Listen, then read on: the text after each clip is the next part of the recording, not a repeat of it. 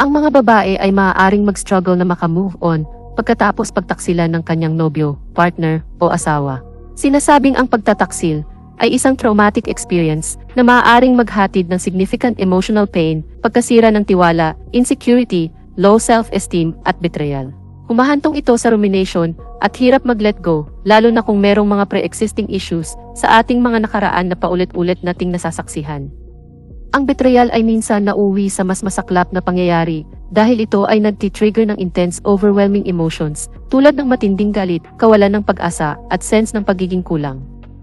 Sa ilang extreme cases, ang isang babae ay nagiging bayolente para makakope sa sakit na dulot ng pagtataksil. Ang iba naman ay gumagawa ng drastic actions para hindi na maranasan ng kanilang mahal sa buhay ang hirap na kanyang naramdaman. Alamin natin ang buhay ni Soo-hong at bakit ganoon na lamang katindi ang galit niya sa mga lalaki. Si Soo-hong ay pinanganak noong 1970 sa Ning'an. Meron siyang dalawang nakakabatang mga kapatid na babae at lalaki. Dahil panganay, siya rin ang madalas na tumutulong sa ina sa mga gawaing bahay. Ang kanilang mga magulang ay mga magsasaka na nagsisikap para mabigyan silang magkakapatid ng maayos na buhay. Likas na may angking katalinuhan at masipag mag-aral ang batang si Soo-hong. Hindi nakataka-taka na nakapasa ito sa admission exam sa Ning'an Health School na isang vocational medical school sa edad na 16.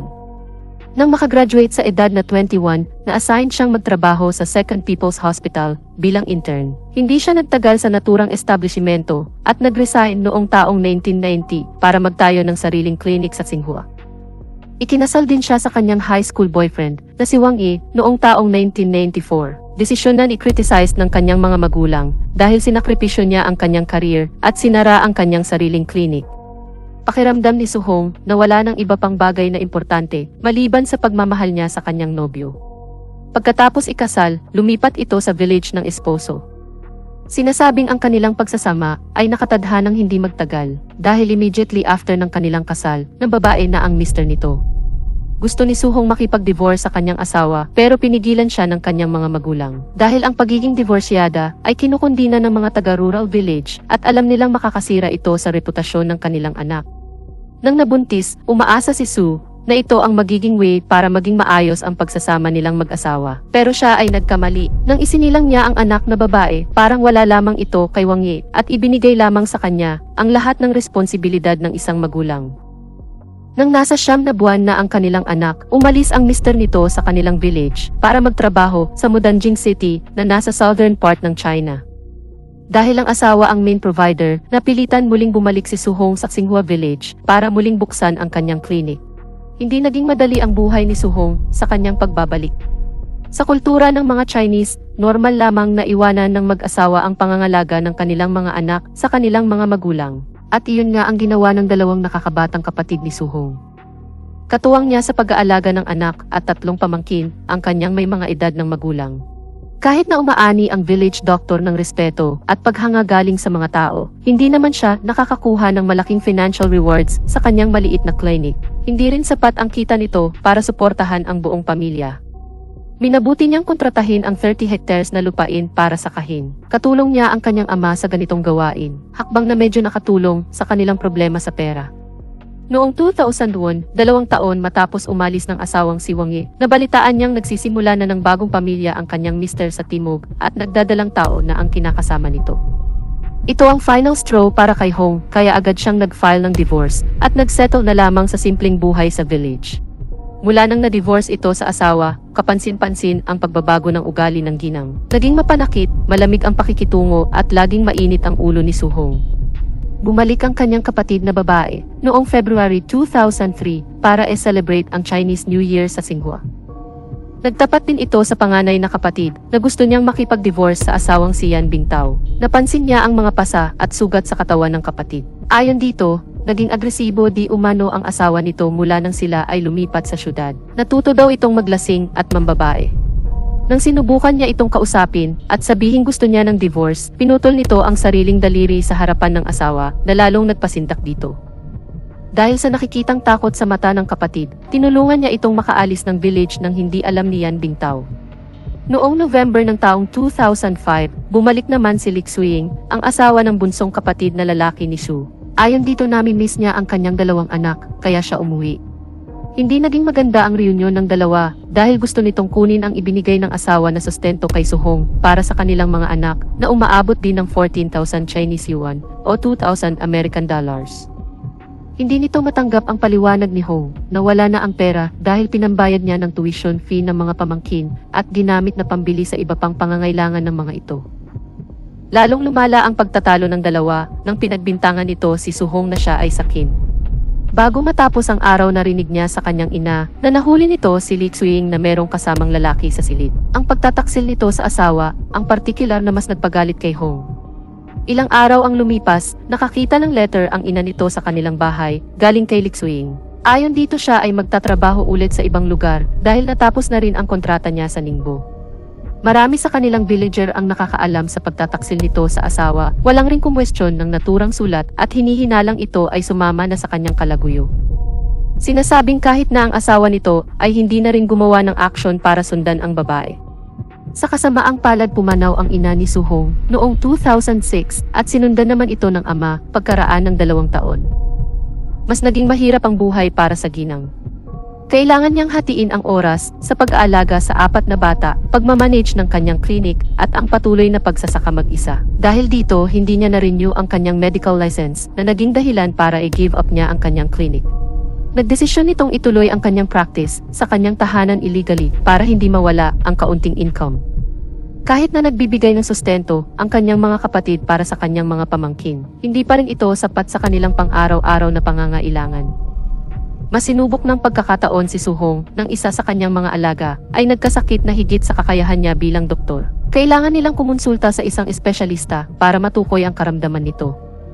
Dito na niya naisip na humiram ng pera kay Liu Xiuyun. Ang Liu family ay kilala sa kanilang village na merong kaya dahil na rin sa kanilang malawak na sakahan at ilan pang matatagumpay na businesses. Noong April 27, 2010, isang grupo ng mga construction workers sa Xinhua Village na located sa Heilongjiang, China, ang nakapansing hindi pumasok sa trabaho ang 65 years old na canteen cook na si Liu Xiuyun. Nang puntahan ng isang katrabaho ang matanda na kilala rin sa tawag na Liu Boss, hindi niya ito naabutan sa kanyang tahanan. Napansin din itong bahagyang nakaawang ang pintuan ng bahay nito, nakabukas ang mga ilaw at walang tao. Hindi naman nakaramdam ng pag-aalala ang mga katrabaho nito, sa halip nakaramdam lang sila ng inis dahil wala silang pagkain sa construction site. Nagsimulang magtrabaho ang matanda noong April 24. Meron ding mga tao ang nagtataka sa biglaan nitong pagliban sa trabaho dahil hindi rin ito ugaling hindi pumasok nang walang paalam. Hindi nagtagal nakarating kay Liu Laoliu ang pagkawala ng kanyang nakakatandang kapatid. Sinimulang puntahan ng 46 years old na lalaki ang mga alam niyang lugar na madalas puntahan ng kapatid. Matapos ang maghapong paghahanap ng walang magandang resulta, nagdesisyon itong i-report ito sa mga otoridad. Noong April 29, isang villager ang pumunta sa bahay ni Liu Laoliu. Naabutan niyang bukas ang pinto ng bahay nito, gayon din ang mga ilaw pero wala namang tao. Nang hindi pa rin matunton ang kinaroroonan ng lalaki, minabuti nilang tawagan ang cellphone nito. Lalo silang nag-alala nang hindi nila ito makontak dahil out of character, di umano ito ng lalaki. Nang hindi pa rin ito makita ng pamilya, agad nilang ni-report ang pagkawala nito sa mga pulis. Kinagulat naman ng mga otoridad nang pumunta ang pamilya nito sa police station dahil lumalabas na ang mga pulis ang huling nakakita dito ng buhay noong araw na ni-report nito ang pagkawala ng kapatid. Initially, ang pagkawala ni Liu Xiuyun ay hindi binigyan ng kaukulang pansin ng mga otoridad. Iniisip nilang posibleng ito ay pumunta lamang sa ibang village para makahanap ng mas magandang trabaho. Pero ang pagkawala ng kapatid nito 2 araw matapos itong mag-report ay suspicious na agad ding inaksyonan ng mga otoridad. Sinimula ng proper investigation sa disappearance ng magkapatid. Humingi rin ng tulong ang mga pulis sa kanilang neighboring villages. Noong May 7, 2010, 10 araw pagkatapos mawala ni Liu Xiuyun at 7 araw makalipas mawala ang kapatid nitong si Liu Laoliu, isang task force ang binuo. Si Liu Xiuyun ay 20 years nang namumuhay mag-isa pagkatapos ng kanyang divorce. Malayo din ang loob nito sa kanyang mga kamag-anak. Pero si Liu Laoliu ay kabaliktaran ng nakakatandang kapatid. Bilang magsasaka mas involved ito sa kanilang komunidad. Madami rin itong odd jobs at side business, dahilan para magkaroon siya ng maraming kaibigan sa kanilang lugar. Dahil mas merong social life at nagmamay-ari ng cellphone, mas nag-focus ang mga pulis sa case nito. Sinasabing mas merong higher chance na matrack nila kung nasaan si Liu Laoliu. Hinihinala ring maaring connected ang dalawang kaso. Na-obtain ng mga pulis ang cellphone record ni Liu Laoliu. Nakasaad dito na lagi itong maraming tinatawagan, kahit sa araw ng kanyang disappearance, kung saan ang mga tawag ay bigla na lamang tumigil. Naniniwala ang mga pulis na walang intensyon ang lalaki na umalis. Sa pagsusuri sa call records nito, isang numero ang nakakuha ng interes ng mga pulis. Ang naturang number ay 2 beses na tinawagan ng lalaki, noong April 29, ang araw ng kanyang pagkawala. Ito ay pagmamay-ari ng 40 years old na si Su-hong, ang kanilang local doctor. Pinuntahan ito ng mga pulis para questionin. Ayon sa ginang, nakahiram siya ng 5,000 Chinese yuan o mahigit $600 kay Liu Xiuyun noong taong 2009. Meron din itong utang na 10,000 Chinese yuan o mahigit $1,300 sa kapatid nitong si Liu Laoliu. Ginamit daw niya ang mga pera para sa treatment ng may sakit nitong alaga. Iginiit ng doktora na ang kanyang mga utang sa magkapatid ay bayad na. Nang tinanong tungkol sa tawag nito kay Liu Laoliu, hindi ito tinanggi ng ginang. Tinawagan daw niya ang lalaki para bayaran ang utang niya dito. Ayon sa ginawang pagtatanong-tanong ng mga pulis sa mga residente, hindi lang sa magkapatid merong utang ang doktora. Pero sinasabi rin ng karamihan na ito ay merong mabuting pagkatao. Nag-conduct ng search effort para makakita sila ng tao o bagay na maaring connected sa kaso. Tulad ng dayo sa village o sasakyan na hindi pagmamay-ari ng mga taga doon. Wala silang nakuhang lead sa parehong hakbang. Sa mga nakalipas na 3 araw ng investigasyon, wala pa rin kinahahantungan ang actions ng mga pulis dahil hindi pa rin nila natutunton ang kinaroroonan ng magkapatid. Noong May 10, pumunta ang kapatid na babae nila Liu Laoliu sa pulis dahil nakareceive ito ng text galing di umano dito. Ayon sa mensahe nito, aksidente niyang napatay ang nakakatandang kapatid nang naitulak niya ito nang sila ay nagtatalo. Habang sila di umano ay nagiinom, nabanggit nitong hahanapin ang anak ng kapatid sa Shandong na ikinagalit ng lalaki. Nang nasigurado niyang wala na di umano itong buhay, ni-move din niya ang katawan ng kapatid gamit ang motor, saka umalis ng village para magtago dahil ayaw nitong makulong. Nagsagawa ng raid ang mga pulis sa bahay ng magkapatid para mangalap ng mga evidence. Nag-focus ang mga pulis sa sinasabing door frame kung saan tumama ang ulo ni Liu Xiuyun. Ayon sa ginawang forensic investigation, walang sign ng struggle sa dalawang property. Wala ding dugong nakita sa anumang pintuan kahit na ginamitan na ito ng chemical na luminol. Ang pinagtataka nila ay ang pagkakatuklas ng 3,000 Chinese yuan o mahigit $400 na kakailanganin ni Liu Laoliu kung talagang plano nitong magpakalayo-layo. Dahil walang nakitang evidence sa bahay ng magkapatid, muli nilang sinuri ang text message ni Liu Laoliu. Napag-alaman nilang hindi nakapag-aral ang lalaki, hindi rin di umano nito alam gamitin ang mga punctuation mark properly. Normal din di umano na marami itong misspelled message, ayon pa sa kapatid nito. Kinumpara ng mga otoridad ang mga luma nitong mensahe. Dito na nabuo ang konklusyon na maaring hindi galing sa lalaki ang naturang message. Dahil ito ay perfectly written text na merong proper use ng punctuation marks. Muling nag-request ng phone record ang mga pulis. Dito nila nakitang walang anumang tawag na ginawa gamit ang phone nito, maliban sa pagsisend ng message sa kapatid noong May 10. Nakita rin sa record na buong linggo ang naturang gadget ay paulit-ulit na binubuksan at pinapatay. 10 beses din itong ginamit para mag-send ng halos kaparehong mensahe sa iba pang miyembro ng kanilang pamilya. Kahit na inadmit ng lalaki sa isa sa mga messages nito na ginawa lamang niya ang krimen mag-isa, hindi pa rin mayalis sa isip ng mga pulis na posibleng may kinalaman ang village doctor na si Su-hong. Bukod sa educated ang ginang at posibleng nag-construct ng mga text, siniwalat din ng isa pang kapatid na lalaki ni Liu Laoliu nang minsan itong nalasing na kung siya ay mamatay, ang doktora daw ang posibleng may sala. Mga statement na nagpalakas ng suspicion nila sa ginang. Muling bumalik ang mga otoridad sa bahay ni Su-hong noong May 19 para muli itong questionin. Kalmado nitong sinasagot ang mga katanungan ng mga pulis. Napansin ang panik sa mukha nito nang tinanong kung meron bang root cellar ang tahanan nila na agad nitong tinanggi. Naging skeptical ang mga pulis sa sagot ng ginang dahil halos lahat ng bahay sa Heilongjiang ay merong root cellar para pag-imbakan ng pagkain at mga gulay lalo na sa panahon ng taglamig. Ang Heilongjiang ay ang China's northernmost province na kilala sa pagkakaroon ng mahabang winter season at malamig na weather sa buong taon. Isa rin itong mapayapa at tahimik na nayon sa bundok. Nang ikutin ng mga pulis ang bakuran ng ginang, natagpuan nila ang root cellar nito na natatakpan ng matataas na damo. Agad na sumalubong sa kanila ang napakabahong amoy nang buksan ng mga pulis ang pintuan nito.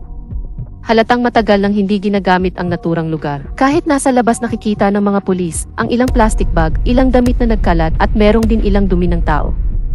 Nang nakita ni Su-hong ang ginagawa ng mga otoridad, patakbo nitong hinarangan ang mga pulis pero binaliwala lamang siya ng mga ito. Gamit ang nakuhang kalaykay sa bakuran, nagsimulang hukayin ng mga otoridad ang lugar na maaabot nila mula sa labas ng naturang root cellar. Dito nila nakita ang blue at green sheets na mukhang hindi pa matagal na nakabaon. Kahit merong nakakasulasok na amoy na nanggaling sa loob ng cellar, minabuti ng mga pulis na pasukin ito sa paniniwalang ang naturang mga sheets ay naglalaman ng labi ng mga tao. Tumambad sa kanila ang heavily decomposed na katawan ng dalawang lalaki. Agad nilang na-recognized ang mga ito bilang sina Liu Xiuyun at Liu Laoliu. Agad na inaresto ang village doctor na si Su Hong noong May 19, 2010. Kumalat ang nangyaring pagdetain sa doktora, hindi makapaniwala ang karamihan sa nangyari at ang iba straight up refused na may kakayahan ang ginang na kumitil ng buhay ng tao. According sa initial forensic examination na ginawa sa katawan ng magkapatid, ang mga ito ay namatay dahil sa strangulation. Ang buhay ni Hong ay pinaniniwala ang merong malaking factor sa murder ng magkapatid. Pagkatapos ma-interrogate, nag-confess din sa murder si Su Hong. Ayon sa statement ng doktora, simula di umano nang nagkaroon siya ng pagkakautang kina Liu Xiuyun at Liu Laoliu, ginagawa itong dahilan ng magkapatid para lagi siyang puntahan sa kanyang klinik, maging sa kanyang bahay. Tragically, ginamit din ito na oportunidad ng magkapatid para mag-take advantage sa babae. Sinasabing napilitan si Su Hong na gumawa ng sexual favors sa magkapatid para makabawas sa kanyang pagkakautang. Sinalaysay din ng ginang na dahil sa edad ni Liu Xiuyun, madalas din itong hindi nakakapag-perform ng maayos. At sa tuwing nangyayari iyon, siya ay pinagbubuhatan ng kamay ng may edad ng lalaki. Mas naging miserable at malungkot din umano ang kanyang buhay dahil dito. Palala din ng palala ang kanyang sitwasyon paglipas ng mga araw. Noong April 22, sinasabing na in love si Liu Xiuyun sa isang babae na nakatira sa ibang village at plano itong pakasalan. Dahil dito sinasabing hininto ni Liu Xiuyun ang ginagawang pang-aabuso sa village doctor at sinabihan itong kailangan niyang bayaran ang kanyang utang ng buo plus ang interest nito. Desisyon ng lalaki na hindi matanggap ng ginang dahil sa kabila ng kanyang mga ginawa sa magkapatid, hindi pala nito ni-acknowledge ang nauna nilang usapan. Inimbitahan ni Su Hong si Liu Xiuyun sa kanyang bahay noong April 26 para di umano bayaran ang pagkakautang nito. Bago pa dumating ang lalaki, nag-crush di umano siya ng 16 pieces na sleeping pills at pinagkasya ito sa 2 empty capsules. Na-convince niya ang lalaking inumin ang naturang gamot sa paniniwalang ito ay Viagra. Nang ito ay mawala ng malay, agad na kumuha ng lubid ang babae, saka ito sinakal hanggang sa mamatay. Ibinalot din di umano niya ito sa kumot nang nasiguradong wala na itong buhay. Pagkalipas ng 3 araw, ginamit niya ang kaparehas na method kay Liu Laoliu. Parehas niyang nidispose ang katawan ng magkapatid sa root cellar sa kanilang bakuran. Pinagpatuloy pa rin ng mga pulis ang search sa root cellar sa pag-asang makikita nila ang ginamit na murder weapon. Pero isang human skeleto na hinihinalang babae ang kanilang natagpuan. Agad na kinuhanan ng DNA sample ang skeleton. Ni-compared ito sa pamilya ng mga naitalang missing person sa mga nakalipas na taon. Ang resulta ay agad na bumalik at kinilala itong si Liu Xiuyun na hipag ng doktora. Muling i-question ng mga pulis si Su Hong sa loob ng 2 oras. Finally nag-confess ito sa role niya sa pagkamatay ni Liu Xiuyun. Ayon kay Su Hong, nang nagkasakit si Liu Xiuyun at humingi ng tulong sa kanya, doon na nakakita ng pagkakataon ang doktora para makaganti sa binibigay nitong kahihiyan sa kanilang pamilya. Binigyan daw niya ito ng gamot para ito makapagpahinga. Nang ito ay mahimbing ng natutulog, sinakal niya ang babae gamit ang isang lubid hanggang sa mawalan ito ng buhay. Ibinalot daw niya ito sa kumot at tinago sa kanilang root cellar. Dahil siya lamang di umano ang bumababa sa naturang lugar, hindi siya kinakabahan na matatagpuan ito ng iba. Para maitago naman ang mabahong amoy, sinimulan din niyang lagyan ng basura ang root cellar at dumi ng tao. Inamin din itong siya ang gumawa ng sulat na nagsasabing umalis si Liu Xiuyun para humanap ng trabaho. Isang pangalan pa ang binanggit ng mga pulis, ang asawa ng kanyang kapatid na babae na si Yan Bingtao. Walang emotion itong kinuwento ang nangyari sa lalaki noong February 2003. Nang napansin di umano ni Yan Bingtao na wala na sa village ang kanyang asawa, agad nitong pinaghinalaang meron siyang kinalaman sa pagtakas nito. Tinakot di umano siya nito na sasaktan ang sariling anak na lalaki kung hindi nito ituturo ang kinaroroonan ng nakakabatang kapatid. Dahil sa galit na nararamdaman niya sa lalaki, pinukpok niya ito ng isang bote sa ulo ng ito ay nalingat. Ilang beses pa niyang inulit ang aksyon hanggang sa ito ay mawalan ng buhay. Nang nahimasmasan si Su Hong, pinuntahan di umano niya ang ama sa bukid at sinabi dito ang nangyari. Wala daw kwestyong kinuha ng ama ang wala ng buhay na katawan ni Yan Bingtao. Ginamit ni Suhong ang cellphone ni Yan Bingtao para mag-send ng message sa asawa at ilang kamag-anak nito na ito ay nakahanap ng trabaho sa Timog. Dahil sa kapanipaniwalang message na ginawa ng village doctor, sa loob ng 7 taon, walang nag-report dito bilang missing person. Hindi na rin di umano niya alam kung anong ginawa ng ama sa bangkay nito, sikretong dinala nito sa hukay. Ang nakitang kasiyahan ng kapatid na babae, mula nang nawala sa buhay nito ang abusive na mister, ay ang patunay di umano na tama lamang ang ginawa niya dito. Nang naging public knowledge ang kwento ni Suhong sa buong China, maraming tao ang nakaramdam ng matinding awa dito at umaasang makakatanggap ito ng lenient sentence. Sa kabila ng nakukuhang simpatsya, si Suhong naman ang humiling sa korte na mapatawan siya ng kamatayan para di umano mapagbayaran niya ang kanyang mga kasalanan. Isang psychiatrist naman ang tumingin sa babae at nagsabing ang ilang past events sa buhay ni Suhong ay significant factors kung bakit ito naging isang killer. Siniwalat din ng ginang na nabuhay siya ng puno ng takot sa mga nakalipas na 7 taon, takot na matuklasan ang kanyang mga krimen. Hindi rin di umano ito nakakatulog ng patay ang mga ilaw at kailangan pang uminom ng sleeping pills para lamang makatulog ng 2 oras. Mas gugustuhin di umano niyang mamatay kaysa balang araw makalaya, pero magiging iba naman ang tingin sa kanya ng mga tao dahil public knowledge na ang kanyang mga pinagdaanan. Ayon pa sa ginang, hindi niya alam kung bakit hindi maganda ang nagiging karanasan niya sa mga lalaki. Una, ang pagtataksil na ginawa ng kanyang asawa na labis na nagbigay sa kanya ng matinding sakit. Ang pangalawa ay ang pangit na trato ni Yang Bingtao sa kanyang kapatid na paulit-ulit na nagpapaalala sa kanyang failed marriage. At ang pangatlo ay ang pang-aabusong naranasan niya di umano sa kamay ng magkapatid na Liu. Sinabing ang kaisa-isang anak ni Suhong ay nasa pangangalaga ng kanyang mga kapatid. Minabuti rin ng mga ito na hindi na bumalik sa Singhua at magsimula ng panibagong buhay sa ibang lugar kung saan walang nakakaalam sa connection nila sa infamous na killer village doctor. Noong January 2011, sinimulan ang prosecution ni Suhong. Mabilis itong napatunayang guilty sa 4 counts of murder na sinampa sa kanya. Wala ring ginawang hakbang si Suhong para depensahan ang sarili. Sinasabing wala ring mababakas na remorse at pagsisisi ang ginang sa kanyang mga ginawa. Ni-grant ng Mudanjiang City Court ng Heilongjiang Province ang hiling ni Suhong na masintensyahan ng kamatayan. Ang capital punishment sa People's Republic of China ay applicable sa mga offenses mula sa murder hanggang sa drug trafficking. Ang execution din ay ginagawa sa pamamagitan ng lethal injection o by shooting. Noong February 10, 2012 nang na-execute si Suhong.